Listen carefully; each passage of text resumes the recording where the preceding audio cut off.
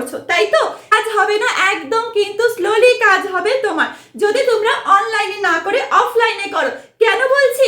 তার কারণ হলো প্রচুর প্রচুর ফর্ম কিন্তু জমা পড়ছে, তারপরে কিছু কিছু ডকুমেন্টস কিন্তু এখান থেকে ওখানে নিয়ে যেতে গিয়ে হারিয়ে যাচ্ছে।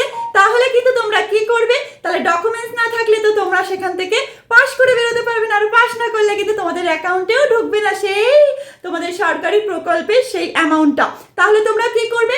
এখনই বলছি তোমরা অনলাইনে করো, তোমরা ফর্ম ফিল আপ, সেখানে খুব অল্প সংখ্যক ডকুমেন্টস তোমাদের লাগবে, বেশি ডকুমেন্টস লাগবে না। প্রচুর পরিমাণে ভিড় হচ্ছে, একটু দেখো প্রচুর পরিমাণে ভিড় হচ্ছে অফলাইনে তোমাদের যদি ফর্ম ফিল আপ করে, আর অনলাইনে করলে ভিড়ের হাত করতে হবে না, এবং তোমাদের কি হবে, খুব তাড়াতাড়ি তোমাদের ডকুমেন্টসগুলো খুব তাড়াতাড়ি সরকারের কাছে পৌঁছে যাবে, আর তোমরাও কিন্তু সুযোগ সুবিধাটা খুব তাড়াতাড়ি পেয়ে যাবে।